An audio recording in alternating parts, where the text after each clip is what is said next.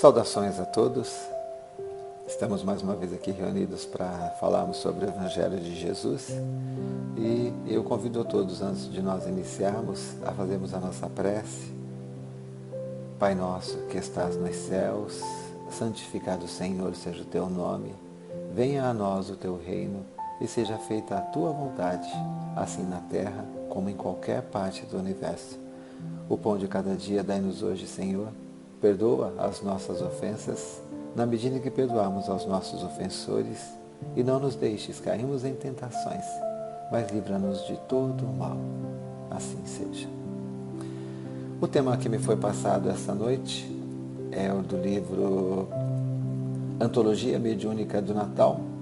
Um dos capítulos são vários espíritos, é a psicografia de Francisco Cândido Xavier, e é um item que foi transmitido por Emmanuel e fala sobre Jesus. Ao longo da história, nós sabemos, hoje, como nós temos a história escrita, nós temos relatos, nós sabemos que assim, Deus, se nós estivermos atentos, Ele sempre esteve nos enviando mensageiros através de... Na antiguidade eram os profetas, eram os homens iluminados, ou qualquer nome que se dava, mas adiante um pouquinho, através dos cientistas, dos sábios, dos pensadores, dos filósofos, mas Deus nunca nos deixou desamparados de ideias e de exemplos que nos fizessem refletir e nos tornarmos pessoas melhores, que esse é o objetivo de todos nós aqui na face da Terra. Todo mundo já ouviu falar sobre a regra áurea, e ela já existe. Eu peguei alguns exemplos aqui, isso está no livro Caminho, Verdade e Vida, de Emmanuel, vocês podem procurar que vocês vão encontrar. Diziam os gregos: não façais ao próximo o que não desejais receber dele. Afirmavam os persas: fazei como quereis que se vos faça. Declaravam os chineses: o que não desejais para vós, não façais a outrem. Recomendavam os egípcios: deixai passar aquele que fez aos outros o que deseja para si. Doutrinavam os hebreus: o que não quiserdes para vós, não desejeis para o próximo. Insistiam os romanos: a lei gravada nos corações humanos é amar os membros da sociedade como a si mesmo. Se nós prestarmos atenção nessas frases, todas elas convergem para uma frase de Jesus: faça aos outros somente aquilo que desejaria que os outros vos fizessem.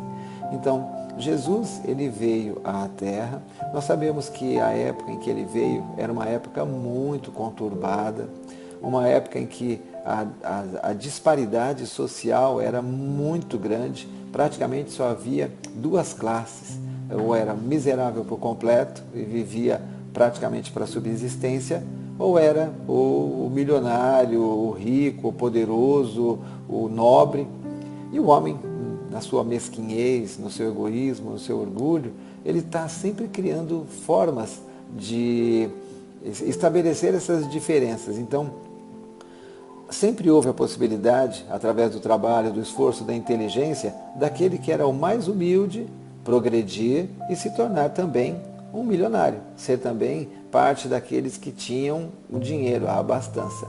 Mas, ainda para alimentar esse orgulho e esse egoísmo, os homens inventaram a nobreza através do sangue, através do nascimento. Então, mesmo que você atingisse a mesma fortuna, ou maior até, de alguns desses milionários da época, se você não tivesse o famoso sangue azul, você não poderia se tornar um nobre como eles. Então, sempre o homem busca alguma coisa, ou a posição social que ele ocupa, ou a atividade que ele exerce, né? Nós temos hoje aí muitas atividades, as próprias pessoas tratam engenheiros, advogados, médicos, diferenciadamente dos outros, sendo que, na verdade, um diploma não torna ninguém melhor. O único diploma que torna uma pessoa melhor é o diploma da bondade. E Jesus veio mostrar isso para nós naquela época, tanto que o seu próprio nascimento Ele poderia, com certeza, o seu reencarne, ele poderia ter sido planejado diretamente dentro do império. Ele poderia ter nascido filho do imperador e com certeza poderia, de repente, fazer alguma coisa parecida com o que fez Siddhartha Gautama, o Buda, que nasceu um príncipe, abandonou, vamos dizer assim, a riqueza e foi viver entre os pobres, ele foi viver entre as pessoas simples. Então, Jesus poderia ter feito isso, mas não. Jesus, ele preferiu nascer realmente na condição mais humilde de todas. E esse exemplo de nascer na condição mais humilde de todas, nos deu o exemplo, o primeiro de todos os exemplos, né, que do que é que nós realmente necessitamos para nós sobrevivermos. Qual é o elemento básico, qual é a fortuna que é necessária para que a gente tenha condições de exercer uma vida aqui na Terra e uma vida que seja produtiva, uma vida que seja útil para a nossa própria evolução e para a evolução daqueles que estão perto. Esse foi o primeiro dos exemplos de Jesus. Como havia essa diferença na sociedade, né, os pobres e os ricos, né, ou na verdade até os ricos e os miseráveis, praticamente as pessoas trabalhavam pela subsistência, viviam desejando simplesmente obter o alimento do próximo dia. Até é por isso que no Pai Nosso, segundo textos que eu já li, no Pai Nosso, quando Jesus diz: o pão de cada dia nos dai hoje, naquela época realmente as pessoas, então praticamente as pessoas trabalhavam pelo sustento diário, pelo pão de cada dia mesmo. Então por isso que Jesus diz: o pão de cada dia nos dai hoje, que não nos falte o pão para que nós possamos passar esse dia. Então quando Jesus decidiu vir à Terra, com certeza, se ele tivesse escolhido vir entre os ricos, os poderosos, ele teria alguma influência, mas dificilmente ele conseguiria atingir o coração de todas as pessoas. Porque somente aquele que passa pela dor, pelo sofrimento, pela dificuldade, consegue manter a esperança. Aquele que vive abastado, aquele que já tem muito além do que é a sua necessidade, ele tende a se considerar autossuficiente. Os simples e as pessoas humildes, elas têm maior facilidade de aceitar esses ensinamentos. Reencarnações vão nos dando essa oportunidade. Você nasce rico numa oportunidade, na outra você vem na humildade, e na humildade você recebe esse ensinamento. Você fica indignado porque as suas reminiscências lembram de tudo aquilo que você teve, que com certeza era muito bom para os prazeres da matéria, mas que não são importantes para os valores morais que nós temos que desenvolver. Então, nós vamos invertendo essas posições e o conhecimento de Jesus vai sendo passado de geração para geração. E é interessante que mesmo tanto tempo antes de Jesus, os egípcios estiveram 5.000 anos antes de Jesus, os chineses são cultura milenar, os gregos são cultura milenar, e essas palavras, né, esse conceito de fazer ao próximo aquilo que você desejaria que te fizesse, não ficou tão gravado. Eu acredito que pouquíssimas pessoas sabiam que estas palavras, né, essa regra áurea, ela já fazia parte de todas essas culturas anteriores. Mas quando nós falamos em qualquer lugar, e se você disser essa frase, né, faça aos outros aquilo que você gostaria que te fizessem, de quem é essa frase? A resposta vai ser unânime, é de Jesus. Não é? E ela é um texto muito anterior a Jesus. Até hoje, nós temos assim muitos, vamos chamar de pregadores, no Espiritismo nós chamamos de palestrantes, e dentre os pregadores, né, nós temos pastores, padres, bispos, missionários, evangelistas, tem diversos nomes que os homens dão. E nós temos muitos pregadores e muitos bons. Dentro do Espiritismo mesmo, nós temos diversas pessoas que têm uma facilidade muito grande para nos transmitir os textos, para nos passar as mensagens de Jesus, de tudo aquilo que ele viveu e tudo aquilo que ele tentou transmitir. Mas nós não temos tão forte o exemplo. Ao longo da história, em todas as religiões, existem pouquíssimas pessoas que realmente seguiram o exemplo de Jesus. O exemplo da humildade, o exemplo de acreditar que Deus sempre vai prover aquilo que é necessário. Nós vemos os moradores de rua, e eu gosto muito de citar esse exemplo. A maioria de vocês, se andar ao redor da sua casa, se você costuma andar no seu bairro, você já até conhece fisionomicamente os moradores de rua do seu espaço. Por quê? Porque eles são os mesmos. Dificilmente os moradores de rua, eles ficam mudando de bairro. Normalmente eles escolhem um lugar, ou porque a família mora ali perto, ou porque existe alguma facilidade para eles, para um lugar para dormir, ou para se proteger da chuva, ou que recebe alimento, mas eles vivem por ali. E assim, a maioria deles, eu conheço 2 aqui, que vêm sempre aqui na minha casa, há mais de 10 anos. Estão assim, a cada ano que passa, eles vão ficando mais sofridos, mais judiados fisicamente, vão perdendo os dentes, né? Vão acontecendo doenças ao longo do caminho. Mas são décadas e décadas que esses homens estão na rua e continuam.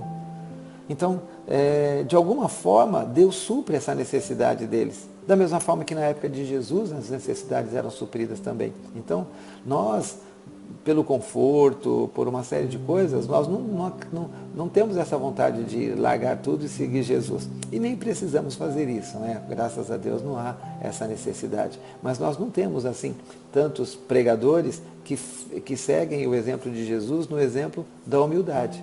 Nas palavras, com certeza, nós temos grandes pregadores. Temos muitas pessoas que, quando falam conosco, nos comovem, nos sensibilizam, aprendemos muito, mas nós não temos tantos exemplos. Isso não é uma crítica às pessoas, é simplesmente uma constatação que nem todos os sacrifícios nós estaremos dispostos a fazer em nome de Jesus.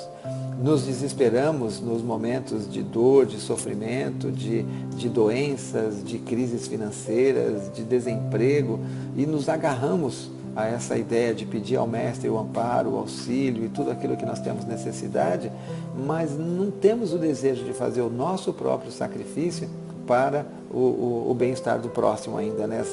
Essa ideia altruísta não faz parte 100%, mas o exemplo de Jesus está sempre presente conosco. Na época em que Jesus viveu, né, haviam muitas dificuldades, e eu vou trazer algumas para a gente comparar com hoje. Você já tentou conversar com alguém de outra religião sobre a sua religião? O embate que isso dá, a guerra, a briga, às vezes até gera inimizade, às vezes discutir por tentar conversar, por querer que a outra pessoa aceite a religião que nós temos, ou ela querer que nós aceitemos a religião que ela tem. Então, hoje, numa época de esclarecimento, numa época de liberdade, numa época de proteção das leis, nós já temos uma dificuldade enorme e uma diversidade enorme de religiões. Já imaginaram um homem chegar sozinho num lugar onde o povo era, vamos dizer, semi-selvagem, não é? Não éramos totalmente selvagens, mas semi-selvagem, semi-bárbaro, e ele trazer uma ideia nova, e uma ideia que era contraditória com tudo aquilo que se acreditava na época.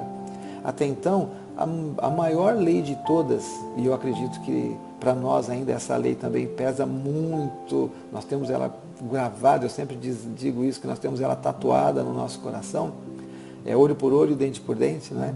Numa época dessas, em que o olho por olho, o dente por dente ainda era muito forte, alguém vinha falar de perdão, alguém dizer assim, ouvistes o que foi dito, que deves odiar o teu inimigo, deve revidar o mal com o mal, e eu venho te dizer o inverso, ame ao seu inimigo, devolva o mal com o bem. Gente, olha a revolução que essa pessoa veio trazer na forma de pensar. Quem de nós, quando alguém vem e nos toma alguma coisa, nós pensamos em perdoar? Quem de nós, quando é ofendido, imagina que aquela pessoa é um irmão que está numa condição que naquele momento não conseguimos entender e que talvez ele tenha feito aquilo por algum motivo muito forte, mas não é maldade? Quem de nós consegue agir dessa forma, pensar dessa forma? Quem de nós se sensibiliza realmente com o sofrimento do nosso semelhante? Num primeiro momento, quando ouvimos um texto, uma palestra, uma mensagem dessas de WhatsApp, nós realmente assim, puxa vida, preciso ajudar, a ver aquela pessoa passando fome, na época do frio, alguém agora que não vai ter um Natal feliz. Então, esses sentimentos vêm no nosso coração.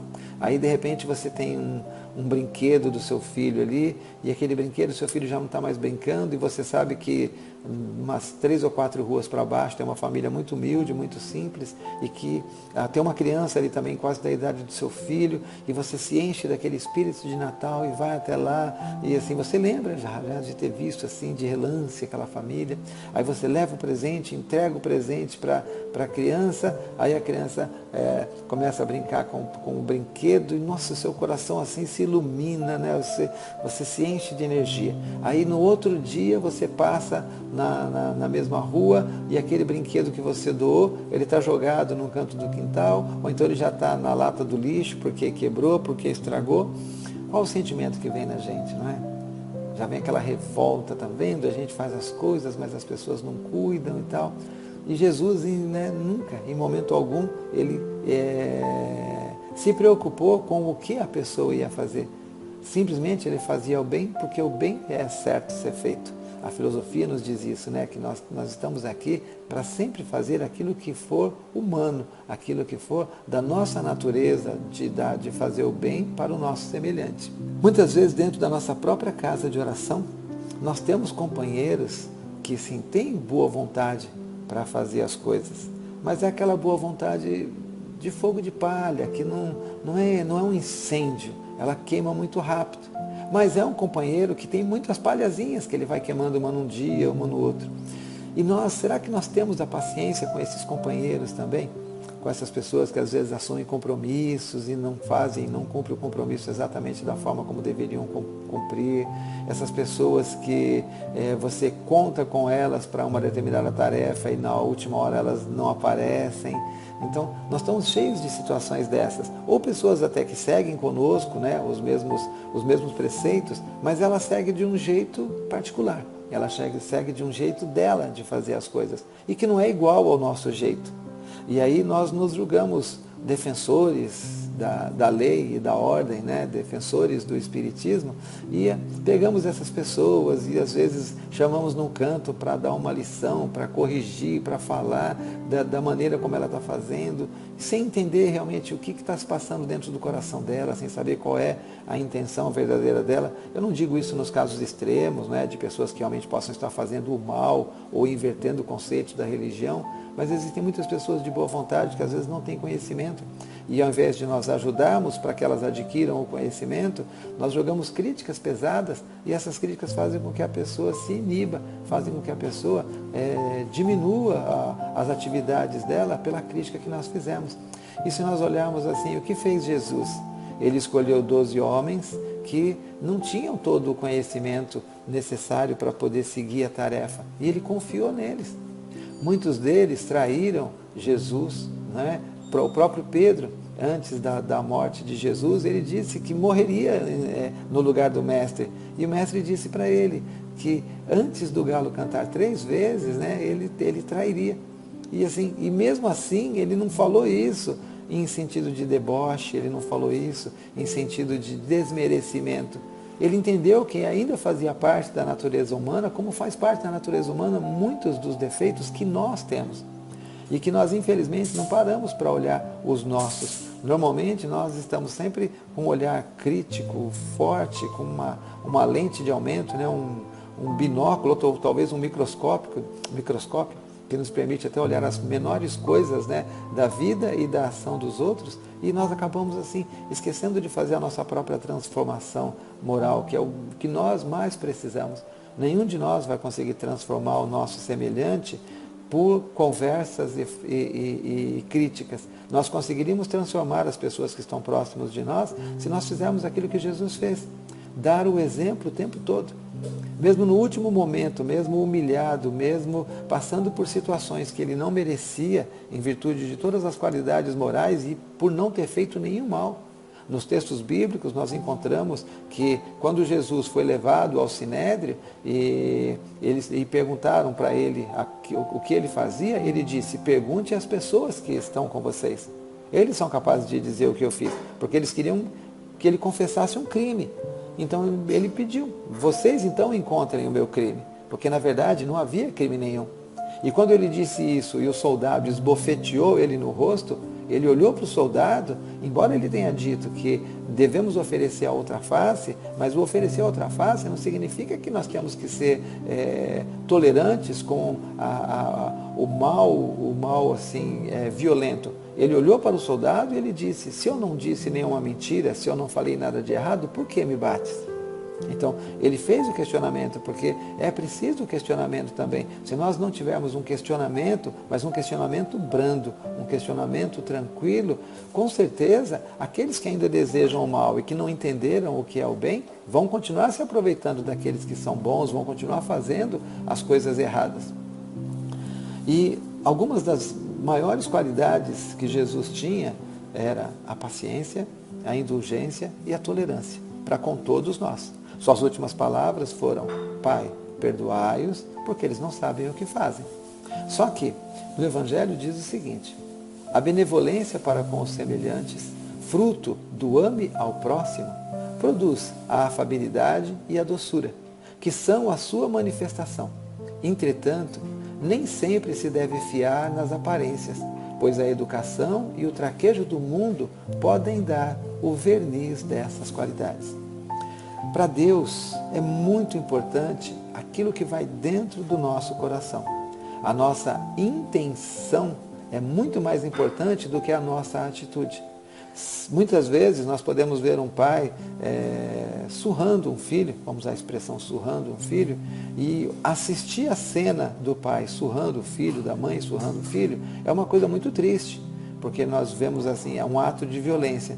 Mas dentro do coração daquele pai, se a única coisa, a única ferramenta que ele tem para educar o filho é a punição, e aquilo que ele estiver fazendo, embora nos pareça uma coisa extremamente ignorante e violenta, mas ele esteja fazendo por amor àquele ser, para que ele não cometa os mesmos erros no futuro, perante Deus nunca haverá um julgamento como se fosse um criminoso.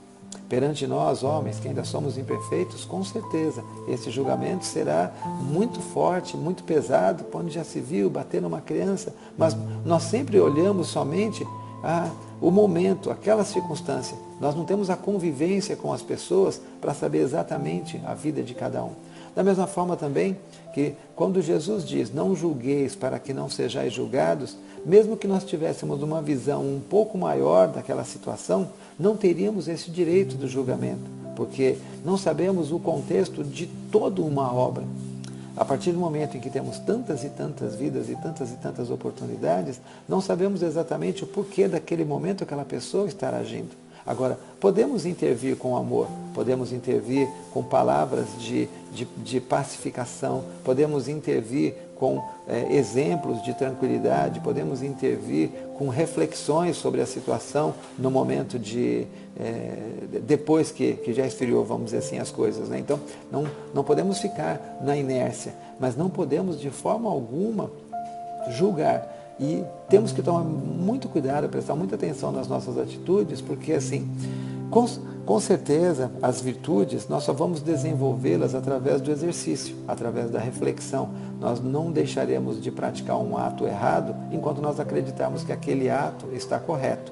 Mas nós precisamos tomar bastante cuidado para que o ato correto, ele não seja um ato que nós só pratiquemos em virtude de estarmos em ambientes públicos, em virtude de estarmos em ambiente onde outras pessoas nos olharão e criticarão as nossas atitudes. Nós precisamos fazer com que a nossa atitude certa, ela seja até a última, na filosofia eles dizem assim, é a ética da última porta. Enquanto todos estão nos olhando, nós somos capazes de seguir e fazer todas as coisas corretas. Mas e na hora que não tem ninguém vendo? E na hora que você está num lugar público, mas ninguém está vendo e tem uma nota de R$100 ali num canto e ninguém vai ver que você pegou, não tem câmera de segurança, não tem ninguém com celular ali para te filmar, não é? Essa é a verdadeira ética, esse é o verdadeiro bem. É o bem que você faz mesmo que não exista ninguém olhando, porque mesmo você achando que não tem ninguém olhando, nós sabemos hoje, né? Deus tem o poder de olhar a tudo e também que a nossa própria consciência tem o poder de olhar tudo que nós estamos fazendo. Inclusive, a nossa consciência pode olhar aquilo que nós estamos fazendo em público, se nós estamos fazendo para agradar ou se nós estamos fazendo porque realmente acreditamos que aquilo é certo, e a partir do momento que nós começamos a repetir uma atitude que é correta, aos poucos o nosso coração vai se transformando também, e a gente passa a fazer a atitude correta por amor ao semelhante, e não somente por repetir um preceito que nós consideramos que é de educação.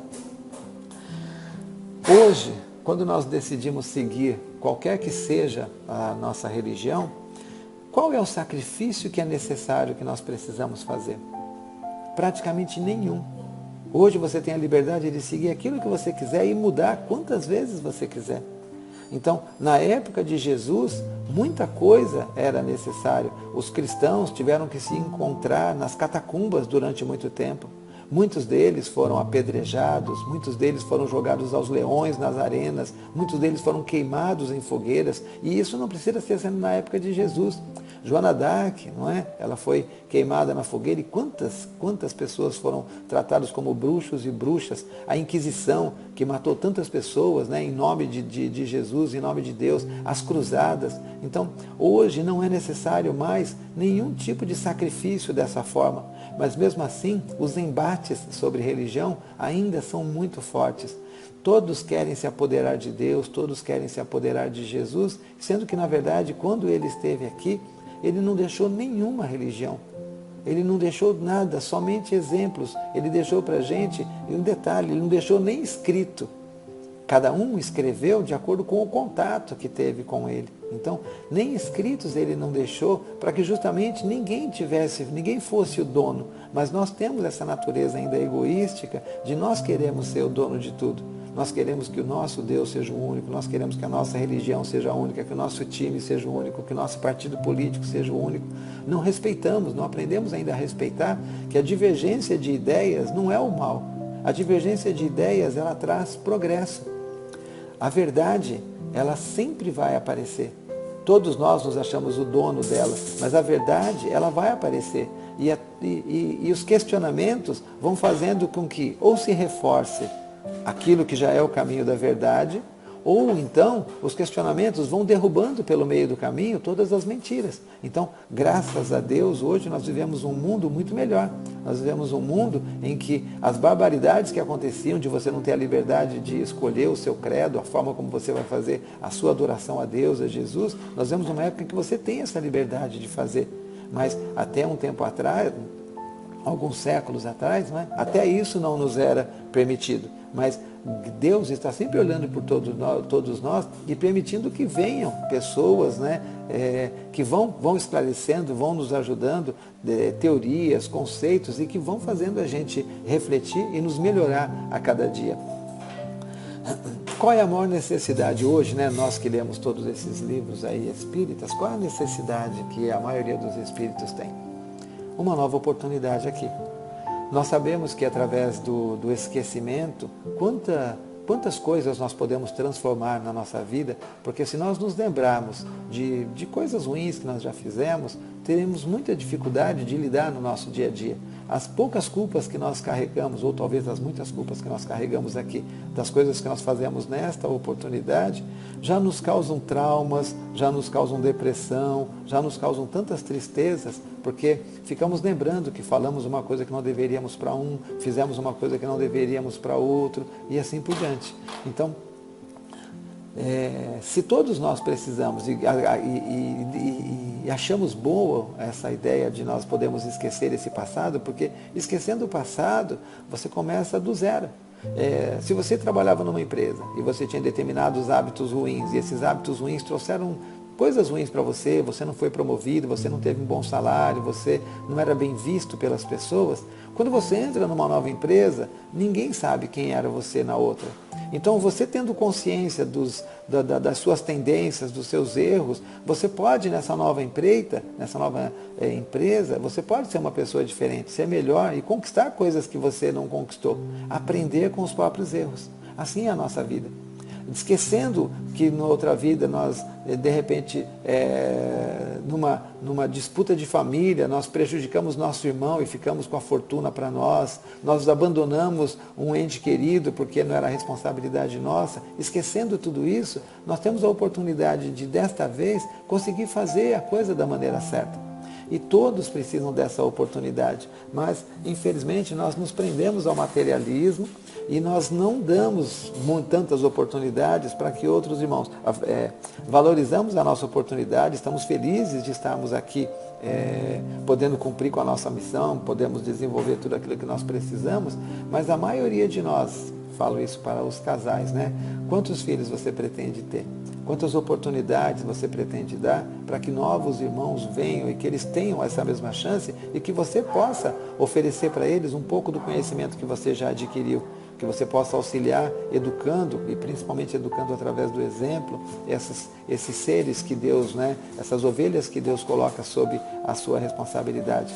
A maioria de nós, por questão de uma escola que não vai dar para pagar, um plano de saúde que não vai dar para pagar, nos esquecemos de todos os ensinamentos de Jesus que nós tanto apregoamos e acabamos deixando de dar oportunidade para outros irmãozinhos, né, virem, simplesmente porque coisas materiais que não têm importância, a gente nós damos mais valor a elas, né? É um pensamento nobre. Eu não quero que ele sofra, eu não quero que ele passe por dificuldade. Mas será que é isso realmente que nós precisamos, né? Será que o que nós precisamos é não estudar numa escola pública? Será que o que nós precisamos é não ter que pegar uma fila num hospital público se houver uma doença? Né? Olhai as aves dos céus que não plantam, não ceifam, não cordam, não guardam, né? E nada falta a elas. Então, ainda temos essa falta de fé, vamos dizer assim, né? De que Deus vai prover tudo aquilo que necessita. E para quem tem já a sua própria família, né? Assim, é uma felicidade ter a família. É uma felicidade muito grande ter os filhos, é uma felicidade muito grande conviver e compartilhar. É uma felicidade muito grande dar e receber amor de todas essas pessoas, né? Todo mundo já recebeu o abraço de um filho, todo mundo já pegou um filho no colo, uma criança, e que alegria que é brincar, e alegria que é você ver a confiança que ele tem em você e os projetos que você tem para ele também, para que ele possa se tornar um homem de bem, uma mulher de bem, uma pessoa direita, construir sua própria família e aumentar essa família depois, fazendo com que os netos venham também e você tenha esse convívio. Então, assim, Jesus disse que o amor cobre uma multidão de pecados. Esse é o amor. Aquele que talvez foi o nosso inimigo do passado, nascendo nessa oportunidade como nosso filho, nós temos a chance de dar amor para ele e de receber dele amor também. E esse amor que nós já recebemos dos nossos pais e dos nossos irmãos, nós retribuímos para eles. E depois os filhos deles, que também podem ter algum entrelaçamento conosco, nos darão o amor deles, os netos, e nós daremos o nosso amor também. Então, é a prova de tudo aquilo que Jesus disse, que é só o amor que constrói. E quando há amor, todas as dificuldades são superadas. Quando há amor, não faz mais diferença se um tem mais ou menos.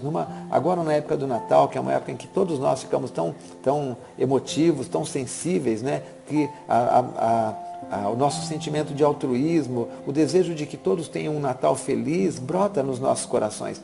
Então, nesse momento, quando nós nos reunimos em família, quando nós resolvemos fazer a ceia de Natal, quando nós resolvemos fazer a festa do Ano Novo, nós pensamos assim, mas tem aquele parente que não pode trazer, não tem problema, cada um de nós traz um pouquinho a mais e na hora que se junta, não faz a menor diferença. Ninguém fica preocupado se alguém trouxe, vou usar uma expressão que é comum aqui, né? Se alguém trouxe um refrigerante clássico e o outro trouxe o tal do refrigereco, né? Se um fez um bolo requintado e se o outro foi na padaria, comprou o bolo mais barato que tinha lá e trouxe também. Quer dizer, ninguém está preocupado com isso. Todo mundo está preocupado com a confraternização, todo mundo está preocupado com o companheirismo, com estarem juntos ali naquele momento, né? E isso é amor, amor uns pelos outros. E naquele dia você tolera aquela pessoa que você não vai muito com a cara, mas você acaba conversando, aquela pessoa que já fazia um tempo que você não conversava, vocês olham um para o outro, e aí então, rapaz, não é fácil. Então assim, vamos aprendendo a perdoar. Então são pequenas atitudes, né, que esse momento, esse tempo aqui desperta nos nossos corações e nos ajuda. E eu acho que é a época em que assim, Jesus está mais presente nos lares, nos corações de todas as pessoas, de seja quem for.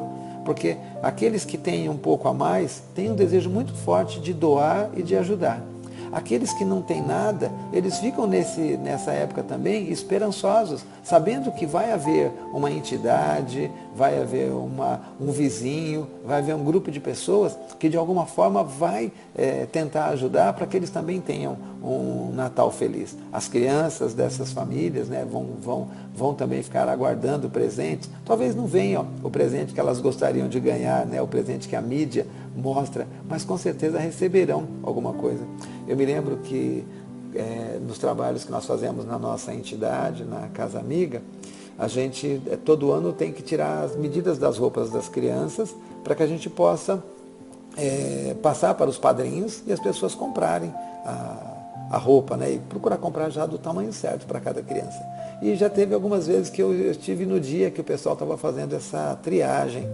E é interessante assim que olhando, né, na época nós fazíamos com 40 e tantas crianças, eu sentado na mesa para anotar as medidas, enquanto outra pessoa ia lá e tirava as medidas das crianças, né? E eu ficava olhando assim a carinha das crianças, eu ficava olhando o sorriso das crianças, e assim todas as crianças são iguais. Por isso que Jesus disse, né, deixai vir a mim os pequeninos, e que só entraria no reino dos céus aquele que tivesse, né, a simplicidade da criança. Então, todas que estavam ali já ficavam assim, eles chamam a gente de tio, né? E assim, tio, será que eu vou ganhar uma bicicleta? Tio, será que eu vou ganhar um carrinho? Tio, será que eu vou ganhar tal coisa? Tio, eu posso pedir tal negócio? Então assim, todas as crianças são iguais. Todas elas têm essa simplicidade, todas elas têm já essa esperança no coração. Lógico que às vezes o presente, na hora da entrega, né, a gente ficava um pouquinho triste, porque os presentes não eram iguais. E quando uma criança recebia um presente muito legal, e a outra, o padrinho era um pouco mais humilde e não poderia dar o presente igual, então tinha algumas crianças que choravam porque queriam o presente do outro, tinha algumas crianças que você olhava um olharzinho de decepção, mas isso aí durava 5 a 10 minutos. Depois, essa natureza que a criança tem de já pular por cima de tudo, de acreditar em tudo, uma ia brincar com o brinquedo da outra, aquele brinquedo que não foi tão agradável, ela já achava um jeito de se divertir com ele, então acabava acontecendo sempre alegria e felicidade para todos. Então, neste Natal, vamos pensar nisso, né? O que nós podemos fazer de melhor para nós, mas principalmente o que nós podemos fazer de melhor para o nosso semelhante. Se você ainda não pensou em ajudar alguém, se você ainda não pensou em tentar transformar o Natal de alguém em alguma coisa mais feliz, mais alegre, busque entre seus amigos, busque nas igrejas que são próximas da sua casa, nos centros espíritas, nos templos budistas, em qualquer lugar onde as pessoas se reúnam com algum motivo do bem, elas devem fazer algum tipo de trabalho, algum tipo de atividade que deve trazer coisas boas, distribuir cestas, fazer um panetone de Natal, qualquer coisa assim. Então, busque alguma coisa que você possa ajudar, principalmente se for uma coisa que seja de você. Doar o dinheiro é importante, com certeza vai ser legal, mas assim, ó, se você comprar um panetone e se você for na casa de alguém que você sabe que precisa muito, ou que está muito sozinho, uma pessoa até que não tem ninguém, um vizinho que mora perto da sua casa, que não tem parentes, né? E você sabe que ele vai passar o dia de Natal ali sozinho, leve um panetone até na casa dele e dê um abraço nessa época, que é um negócio meio complicado, né? Mas leve um panetone bem higienizado, né, para ele, lá na casa dele, transmita uma mensagem, mantendo o distanciamento social que é necessário. Então, dê o seu abraço virtual para ele, dê uma mensagem, né, de paz, de esperança, de que tudo vai passar. Então, assim, tente fazer alguma coisa que seja seu, né, alguma coisa que demande o seu esforço, demande a sua boa vontade de fazer. E lembrando sempre, né, de orar muito, porque nós estamos numa época que nós precisamos de oração. E eu tenho certeza que essas energias positivas que nós conseguimos gerar no Natal e que hoje, né, toda essa pandemia está envolvendo todas as pessoas, as nossas preces de todas as religiões, de todas as pessoas, elas serão energias que a espiritualidade vai conseguir utilizar para ajudar até, vamos dizer assim, aos efeitos dessa pandemia, às dores, aos sofrimentos. Então, não nos esqueçamos das orações também, pedindo muito a Deus que, com certeza, toda essa energia, eu acho que nós teremos um 2021, nós teremos um janeiro, né, com muito mais notícias boas, com muito mais coisas boas, para que nós possamos dar continuidade na nossa caminhada evolutiva. Eu convido a todos agora, então, para elevar o nosso pensamento em Deus, em Jesus, agradecer por tudo aquilo que nós já temos, agradecer por estarmos hoje aqui e já estarmos há tantos meses e temos superado, alguns que com certeza adquiriram essa doença e superaram, alguns que adquiriram a doença e passaram para a verdadeira vida, outros que estão ainda em tratamento, mas que todos nós, sem exceção, estamos tirando uma grande lição, que possamos ser pacientes e tolerantes, que possamos ser resignados, porque sabemos que se Deus é bom, tudo o que acontece nesta vida é também pela sua bondade. Talvez não entendamos os sofrimentos e as dores pelas quais passamos, mas tenhamos a resignação de que saber que se Deus é bom, Ele não vai nos trazer nada que seja ruim. Agradeçamos pela fartura da nossa mesa, agradeçamos pela oportunidade do aprendizado, peçamos perdão a Deus, porque nem sempre seguimos exatamente os preceitos que nós acreditamos dentro dos ensinamentos de Jesus, e imploremos ao Mestre que Ele possa se fazer presente em cada canto, onde houver uma dor, um sofrimento, onde houver um desespero. Peçamos a Deus que ilumine aqueles que ainda não seguem o caminho do bem, aqueles que ainda se comprazem em retirar dos outros aquilo que eles não possuem, aqueles que não respeitam a propriedade alheia, aqueles que não respeitam a vida alheia, aqueles que sobrevivem fazendo o mal através do tráfico, através do roubo e através de tantas outras atividades ilícitas. Que Deus ampare todos esses nossos irmãos, que derrame sobre eles as suas bênçãos, que esse momento, que com certeza eles também terão o seu Natal junto de pessoas que fazem parte dos seus grupos, das suas famílias, que seja um momento de reflexão para que eles possam retomar as verdadeiras rédeas dos seus destinos no caminho do bem, no caminho do amor, no caminho da paz. Que Deus ilumine a cada um de vocês que me ouve no dia de hoje e que as bênçãos de Jesus se façam presentes nas suas vidas. Assim seja.